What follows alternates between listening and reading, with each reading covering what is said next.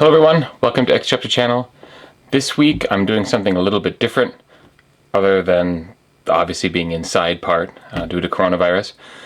That is, I'm actually not going to vlog about Japan, I'm going to vlog about vlogging. Now, if you are familiar with my channel and you've watched my content, you'll know that I'm not like a top-end professional at vlogging. And that's actually the point.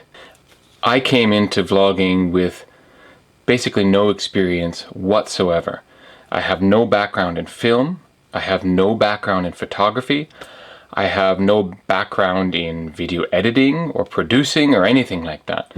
And so I really started at nothing and learned how to do everything on my way up to how I'm producing content today. And I like to believe it's continually improving. And that's what I want to talk about. You see, there's a lot of really excellent content out there, and I spent my first few months when I started vlogging watching other YouTubers and how they put their vlogs together and the advice that they gave, and there's lots of really good information out there, but there really isn't a voice of anyone who started with no background whatsoever and just learned everything as they went along. Now, I'm sure they exist, but that story hasn't been shared as far as I'm aware. And so I wanted to do an episode where I talk about the mistakes I've made, the problems I've run into as I vlog, and also give some advice on how to vlog when it's just a hobby, meaning you have little to no budget for fancy equipment. So I'm going to talk about my mistakes, I'm going to talk about problems that came up, I'm going to talk about how to do a few things on the cheap, and I hope this will be interesting for you. And if it is, please remember to hit that like button, subscribe if you haven't already, and look for further content. My usual content is talking about Japan and also giving these days COVID-19 updates about what is happening here in Japan. Okay, let's get started with this week's topic.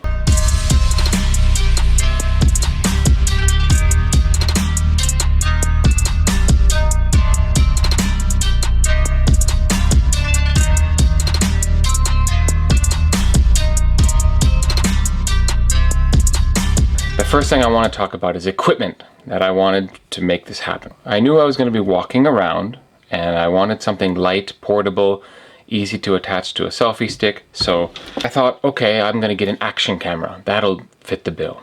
And here's where the first mistake comes in. I was looking at action cameras, and of course the one everyone knows is GoPros. But even a used GoPro in any good usable condition is at least $150, more likely $200 on up. I haven't been lucky in finding anything cheaper than that in Japan. And that was just out of the question. I didn't have that kind of money to spend on a hobby, much less the beginning of a hobby. Didn't know how long I was going to stick to doing this. And I went with this little job, the Akaso, and this is where I ran into my first error. I mounted it to my bicycle helmet and the footage was completely unusable. I tried it while walking. The footage was completely unusable. Why? Because this has no image stabilization whatsoever. So that's the first thing you really need to look for, is image stabilization. That's one of the things you're paying for when you're getting the GoPro. So now, this is basically relegated to being my dash cam when I do driving episodes. So it's not a complete waste. It was $40, but it didn't turn out to be the workhorse that I intended it to be. I also noticed that the audio was complete garbage when I was testing the footage. So clearly the internal speakers, or microphones I should say, are not anything to speak of. So I looked all around the casing, I even contacted the manufacturer, and there's no way to attach any kind of external audio to this. So that is the next mistake, or the next problem you can run into. How to get good audio. So audio was the next thing I looked into. I started off with some inexpensive lapel mics. It's okay, but it was $12, and again, you sort of get what you pay for. That's a bit of a waste because I don't use them now. Instead, I use This guy, which I will show you in B-roll because it's attached to my camera right now. This is a tip for you. When I started looking into getting my audio to be better, I was watching other vloggers and seeing, well, what are they using? And the microphone that kept popping up was a Rode microphone, and that brand and this kind of shotgun style of mic. So I thought, okay, let's look into that. $150, $200, $250, depending on the model. So this one I got lucky, and here is one of my tips for you, and that is keep an eye out for deals on secondhand sites. If you're in Japan, a good time to look for these things on Craigslist is in June, July, because you have a lot of ALTs or language teachers, and they had this grand idea that they were going to vlog while they were in Japan. It never really happened. Now they're leaving Japan and they want to sell that stuff on Craigslist. So start checking the listings around June, July, and you might come up with some good equipment. This particular microphone I got from Yahoo Auctions website in Japan. The seller claimed it had never been used. It was still in the original box, but this was a great deal. I got it for only $45. And of course, if you're just going out there and vlogging with your phone, which a lot of people do, that's perfectly all right. I just can't speak to that in any way, shape, or form because I've never actually done it with my phone. I've always had some kind of equipment. So now you might be asking, if I'm not filming with this, what am I filming with? Well, my workhorse setup is with this Sony Handycam. It's pretty lightweight, it's compact, it's very portable, and best of all, it has the two things that I mentioned already. It has in-house image stabilization, and it has an external port so I can plug these microphones into it.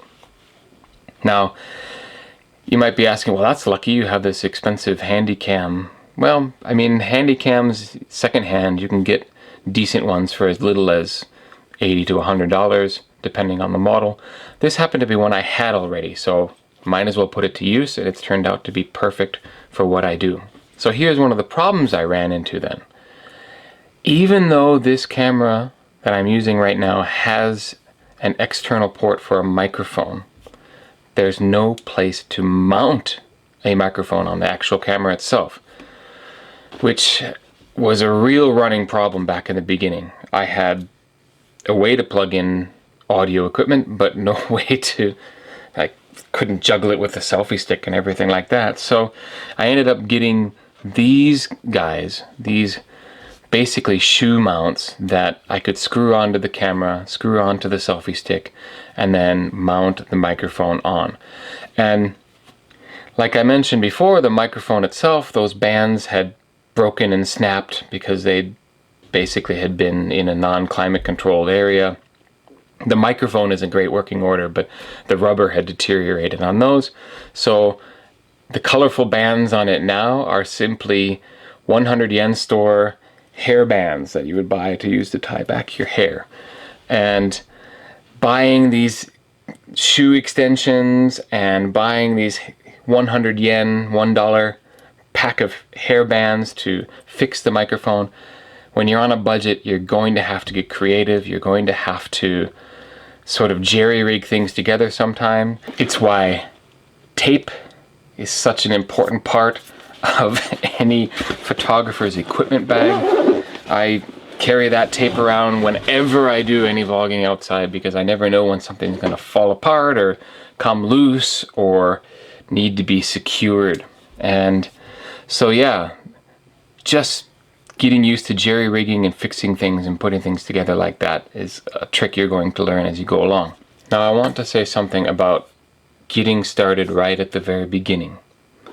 All the major influencers and vlog advice people will tell you the same thing, and that is just go out and do it.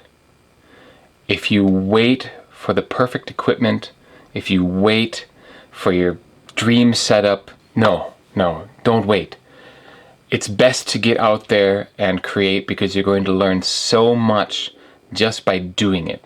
You can't hope that it's magically all going to come together and you're going to start producing excellent content right at the beginning. You just have to get out there and record, put it together, get used to whatever editing software you end up using.